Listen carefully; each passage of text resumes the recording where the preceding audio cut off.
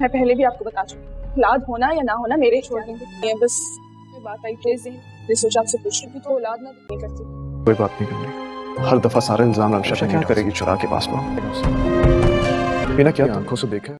کٹ پتلی ڈرامے میں اب آپ لوگ دیکھنے جا رہے ہیں کہ اب اریبہ، جس کا مطلب صرف اور صرف ایان کو حاصل کرنا تھا، اب وہ تو ایان کے گھر میں بھی رہ چکی ہے، لیکن ایان کے دل میں اپنے لیے جگہ بنانے کے لیے ناکام ہو جائے گی، کیونکہ بار بار ایان کی ماں تابین کی وسعت کے ساتھ احساس دلائے گی اور اس اریبہ کا اصل چہرہ ایان کو دکھانے کی کوشش کرے گی، لیکن ایان کی آنکھوں پر بھی اس اریبہ کی جھوٹی محبت کی پٹی بن جائے گی. ایک بار پھر سے وہ اریبہ کے ہاتھوں کٹ پتلی بن جائے گا اور پھر اریبہ اور ایان دونوں شادی کرنے کا فیصلہ کرتے ہوئے نظر آئیں گے.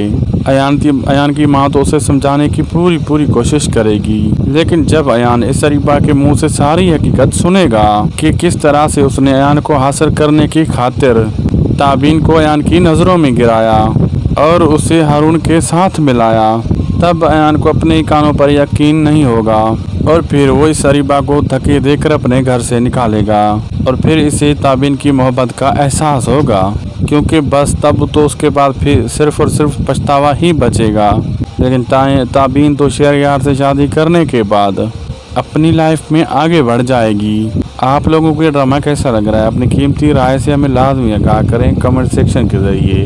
ویڈیو اچھی لگی تو لائک شیئر سبسکرائب کرنا نہ بھولیں. ملتے ہیں ہم آپ سے ایک اگلی ویڈیو میں.